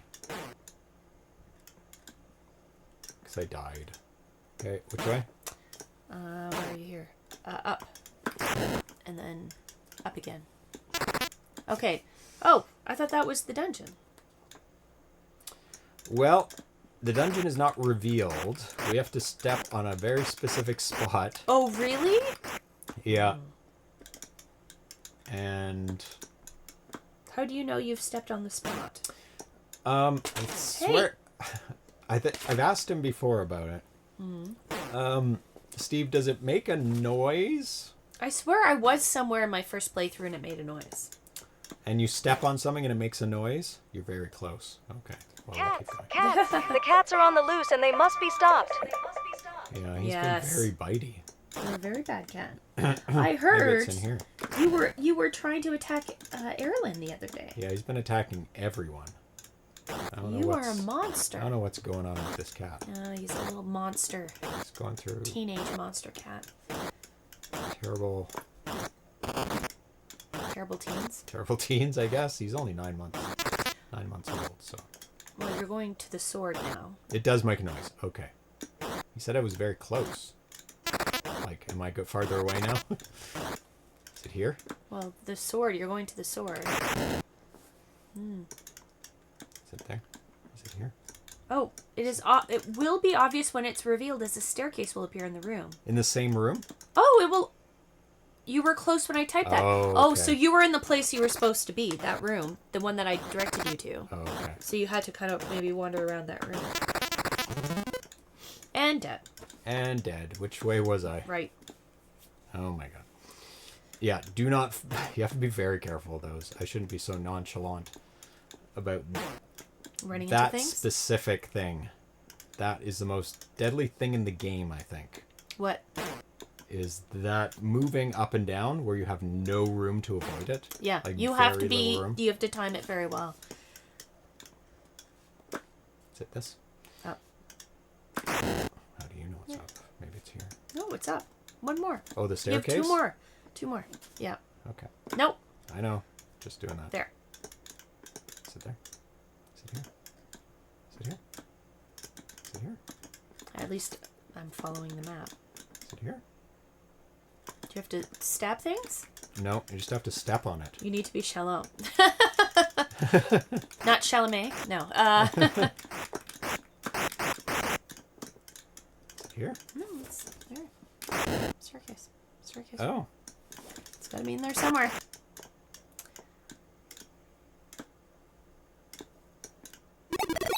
Ha ha Oh, it's right ha! around there. That's brutal. Okay. That you have to be very, very close with. So yeah, that's the dungeon. So it sounds like we want to do the dungeon first. Yes. So I Here we guess are. we're here. Yes. Oh, it's a big maze? That connects to that, I think? Or that connects to that. Oh. Yeah. And where are we trying to get? Gotcha. So Up you're to there. trying... Okay. So, You'll go have- to the left. Top or bottom? Oh my goodness. Actually, you can No, trace back. you're yeah. going up here. So, yeah, go there. Okay, now go up. Left or right? It doesn't matter. Up. Okay. Go to the... Oh, where are we going now? to the right. Oh, okay, dead end. That's not useful. Go back down.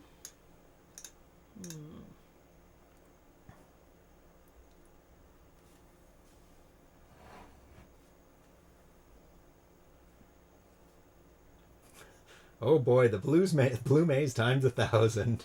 Now we see the narrow passages Steve mentioned. Yeah, like you can't move left or right in them. It's just fits you.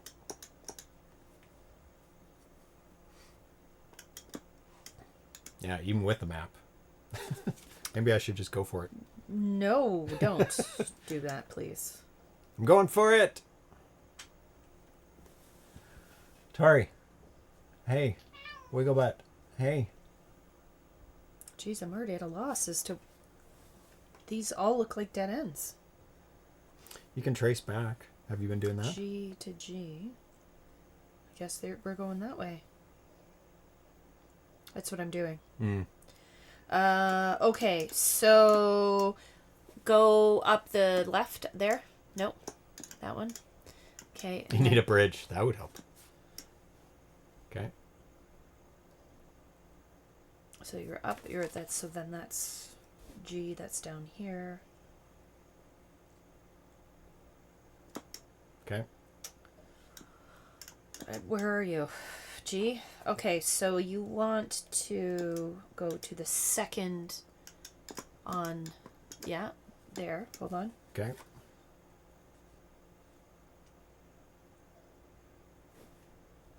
Goes back to there. Okay.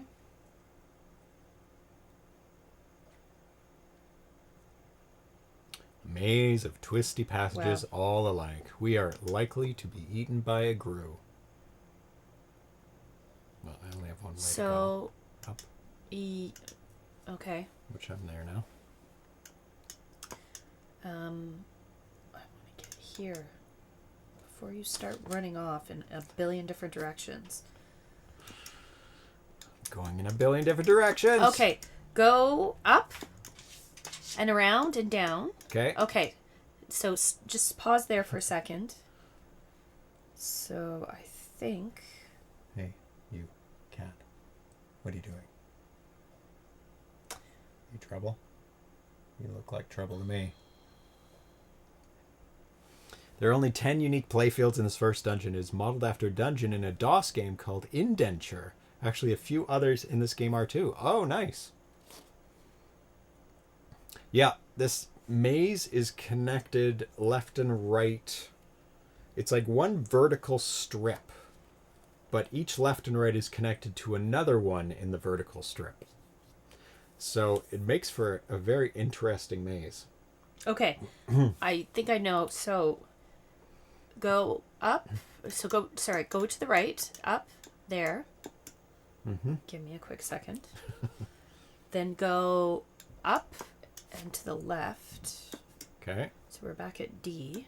Okay.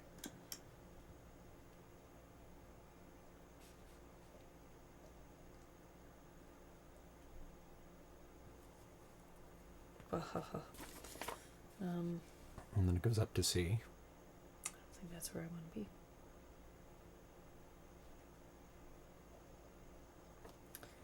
D goes up to, down to C. That's D.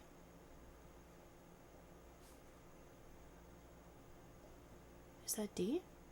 Yes. Mm-hmm. And that goes up to C.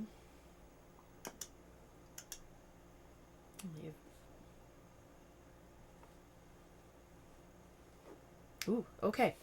Go up. Up. Up. Yep.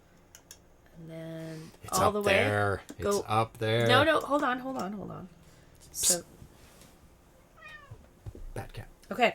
So then go to the right. Yep. Go down. Oh, I see it. And then loop around. There. And then... Jealous. Da-da-da-da-da. And Then I have to do exactly the opposite. Oh, dear God. Okay. Yes. So you remember all that, right? Oh, yeah. Okay. Some of it. It was that one.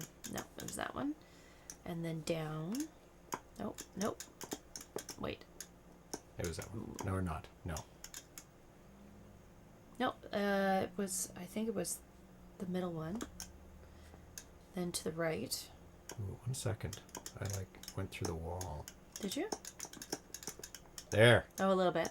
I don't think it matters. No. As soon as you move. Ooh, wonder if I could move to the left once I do that. No, it's fine. Then to the right.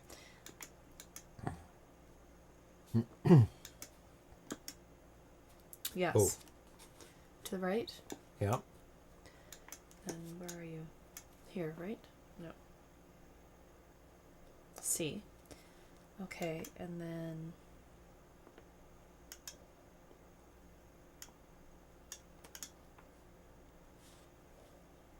to the left.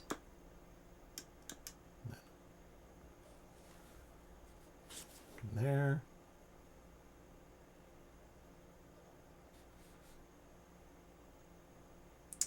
God. Getting back's worse. A maze built upon a series of Mobius strips. Yep. Yeah. It is. Well, yeah, you have to go up. Yeah. Then I'm at that thing. It's a Which is B. that one.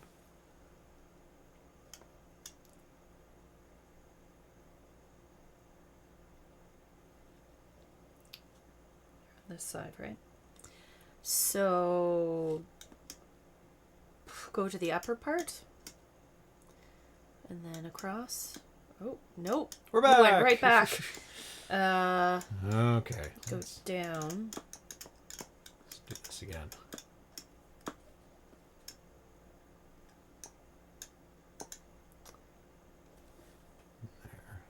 Yeah, that's not useful. So the middle, which is that what you did last time? The middle? Oh, the middle one, yeah.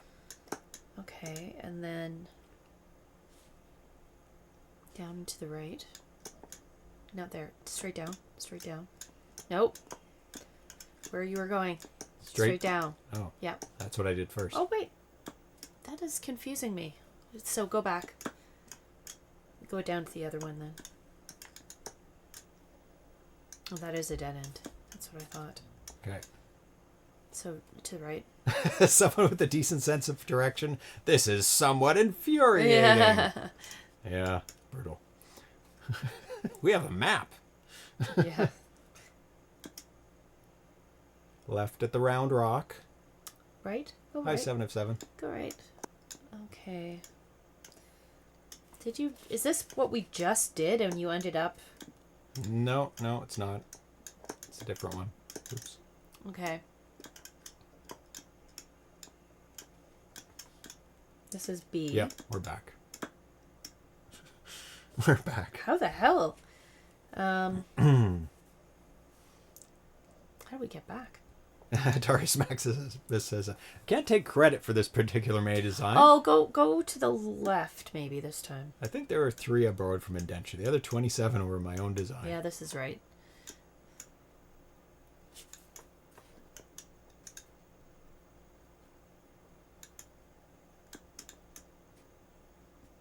Yeah, go down to the left. This way? Well, no, but that's fine. You can do that if you want. Okay.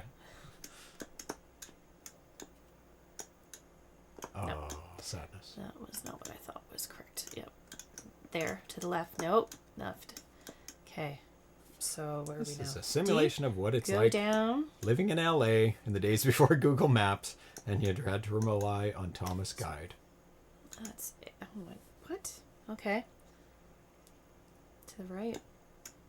Oh my We're God. back! How did you do that? Go to the left again. That's so funny. Up. Right. I was to go to the middle one. Is that where you were before? No, this is new, I think. Okay, go up. Over. Ah, yes, this is correct. Yes, I remember that up and over. Oh, in my map guide, I highlighted the correct paths to the exit. Left. Oh, that would help. Yeah, we should have followed it off. Up. Okay, so where are we now? Here.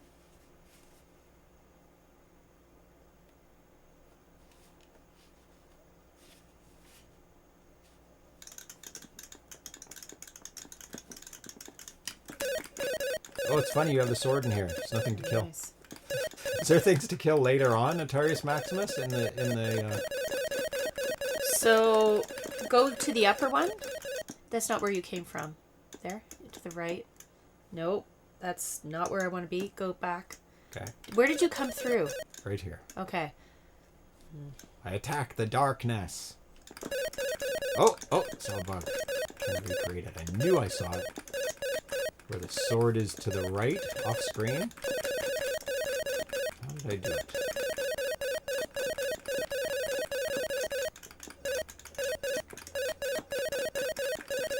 I'm not sure how I did it.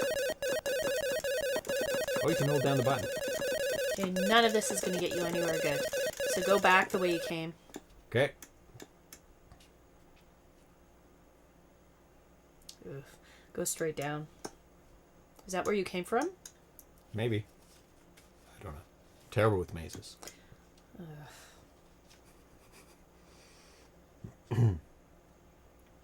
Well, go to the left. There are some things to kill in later dungeons. Oh. And down to the...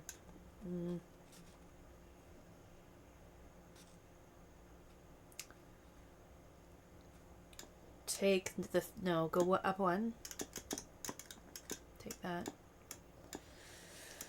Okay. What is that? This is a dead end there. And a dead end there. Excellent. Both dead ends. Not useful then. And go back.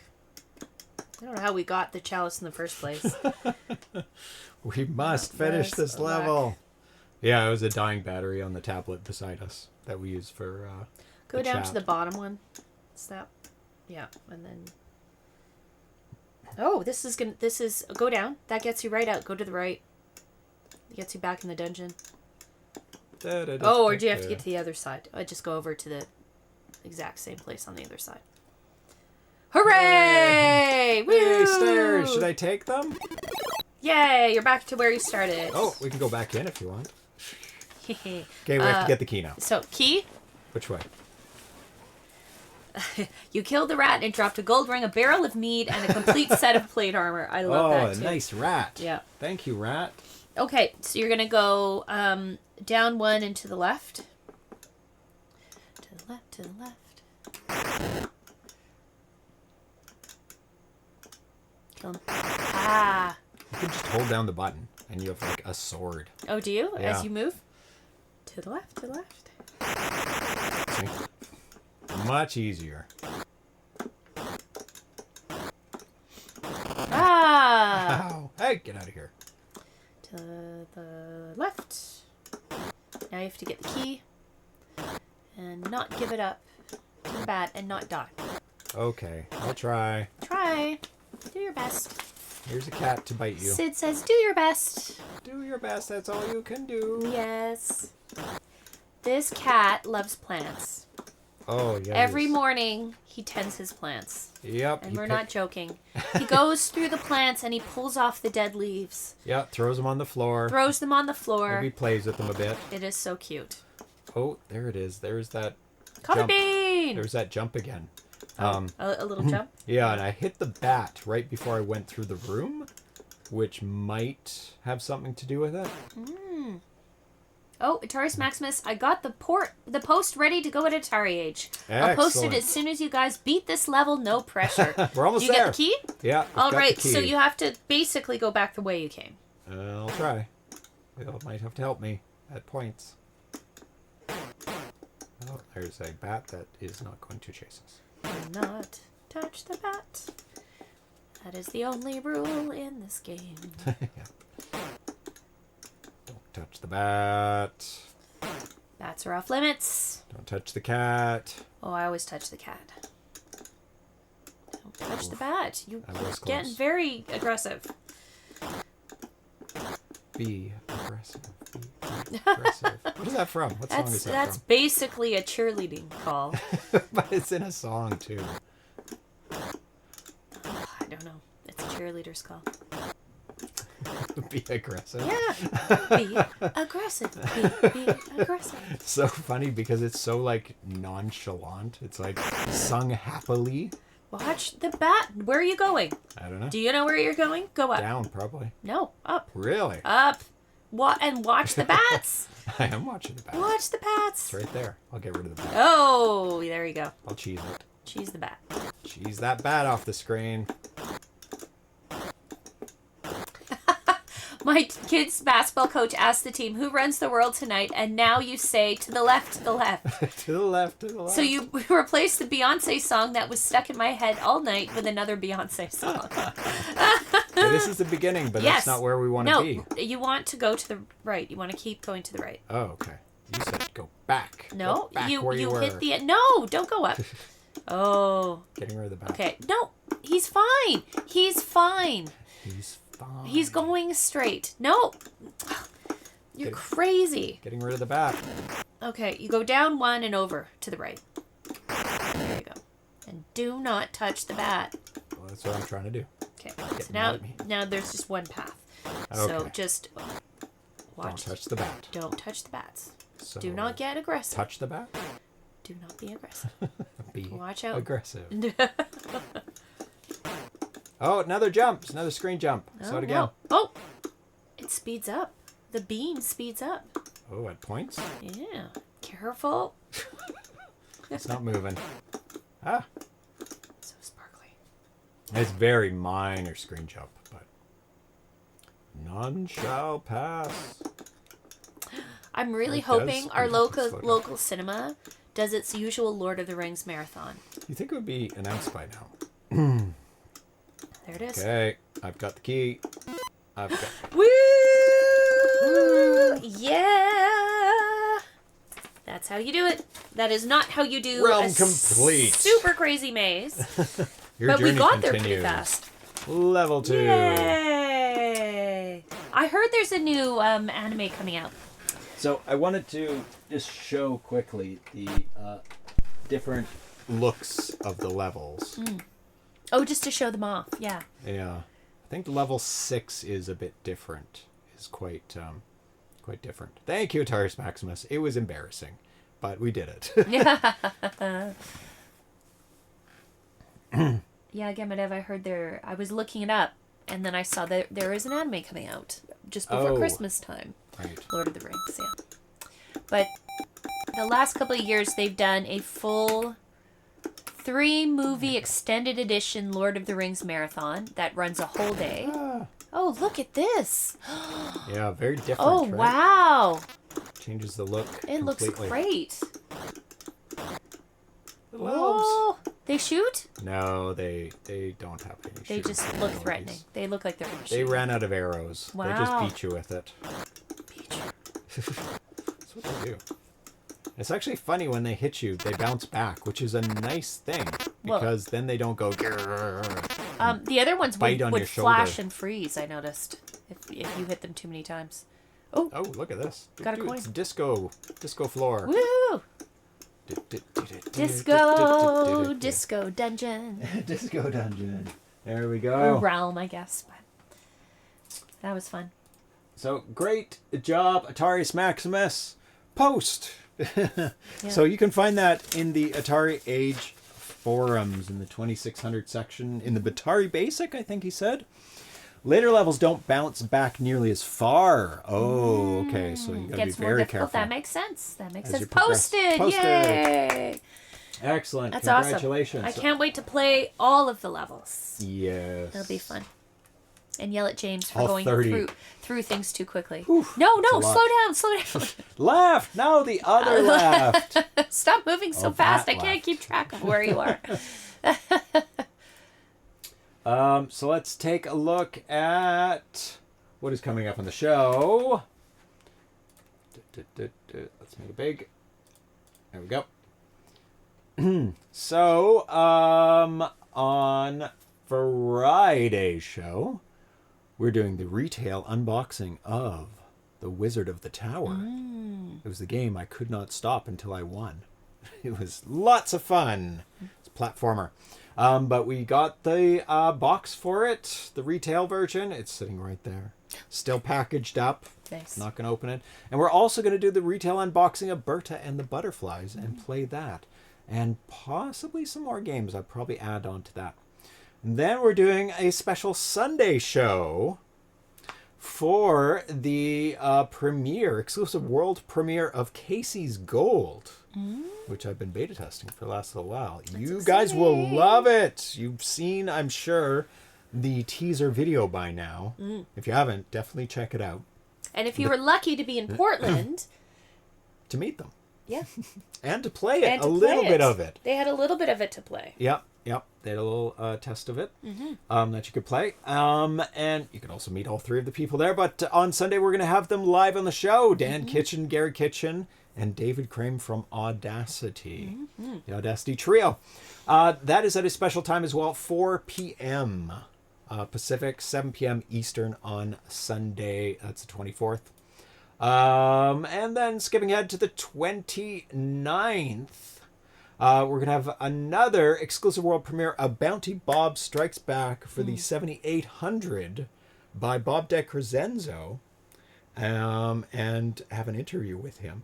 And this game is going to be released through Atari on the same day it's being shipped. You might get it on the 29th because it's being shipped from, you can order it from Amazon. If you order it from Amazon, it shows 29th. So I'm not sure if that's the day you get it, or the day start shipping out, or if it's one day delivery, you get it that day, later on the day. I don't know. But it says 29th on it. So we're going to be interviewing him on the day of the release of the game. That's awesome. And we'll be playing Bounty Bob Strikes Back. Yay. I did beta testing on that one as well. Very fun game. Yeah. Very challenging platformer. It's an older game, but he's bringing it to the 7800. And a bunch of other stuff in there that I need to fill out as well. So, yeah. I was going to say, anyone feel like treating these cats? I know they've had their catnip. And they've been very bad, so they've been very bad. They don't deserve any treats. But if anyone does feel like either a treat time or a treat ball, I think they would appreciate it. Yeah, maybe a This one, who as I suggest they get treats, is biting my treat hand. time. It's yum. Yeah. Yeah, Amazon is doing Atari Homebrew distribution now. Let me just show you it. What? Yes, I know. Puss in Bets. Wait, for real, says RC70? Yeah, for real. They're selling Bounty Bob Strikes Back for the 7800. There it is from Atari. This is Bob De Crescenzo's game. Wow. This item will be released on November 29th, 2024. Wow. So I'm guessing if it is eligible for one-day shipping, then or the same-day shipping. I don't know what released means, though. Sometimes people get it early, sometimes they get it on the day, sometimes the day after. Yep. So, but yeah, you can get homebrew games from Amazon now. Obviously, Atari has an account with Amazon. Yeah, there you go. Not sure if we considered homebrew. Well, it's made by Bob. So there you go. He makes homebrew. All right. So, it's a betting time for these little guys. They're very excited for their treats. They've had a full round of catnip. They are catnipped up. Sid wants his treats. Sid, can you hear this little meower right here? He is.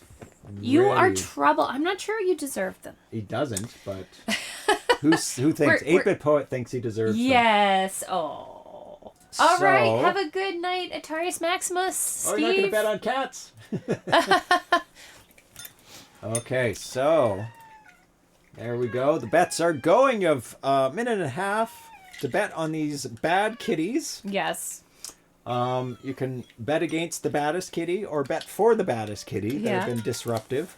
This little guy's Sid, and he's very bitey as of this week. Yeah, this little black and white cat. And Atari is a menace, chewing on cables again for some reason. Yeah. And trying to knock things off the shelf. They're both full of beans tonight. Full of beans tonight. So I think it's going to be a quick and it's going to be a quick 10 furious treats. game. Yeah. It's going to be boom, boom, boom, right up to 10. Yep. But who? Yeah. Who will do it? That's right. We got everyone that's covered the spread. I like to see that. Yes, that is very nice. So, as mentioned before, Atari tends to be a little slower. So if he wins, if he hits 10 first, that's one category. It's a possibility. 1+. Yeah. And then the rest is how much Sid wins by, because he does tend to be a tiny bit faster. Yes. So in the lead right now are the bets for Sid 1 to 2. But everyone's covered pretty off even, the all other the ones. options. Yeah, Sid crunches up at the first one, and then he hoovers 2 through 10. Usually. Yes. First one, he takes his time. And then he's like, no, I'm hungry. Nom, nom, nom. He gets a taste Right for down it. the throat. Right down the throat. Yeah. Yeah. You got 30 seconds left to put your bids Yeah, in. put your bid in. You can bid as low as 10 channel Yep. points. Throw it on there. 10 bits. 10 bits. Yeah. 10 You little don't treats. have to... Not a lot of risk there, so yeah. I'll have the bells. I'll give you the bells. I'll And get the treats in my hand. It's almost time to It's almost time. unleash the cats. Unleash the babies. Unleash the baby cats. Unleash the fur babies. Oh, and we are ready to go. Okay, give me a second. Let me get in position. It is... Oh, Sid. Oh, my goodness. Oh, he's losing it. Losing his fluffy mind. He's losing his fluffy mind. Are you ready? All right, everyone. Here we go. Here we go. There you go. Oh, that was Atari Atari first. Oh my goodness, he knocked it.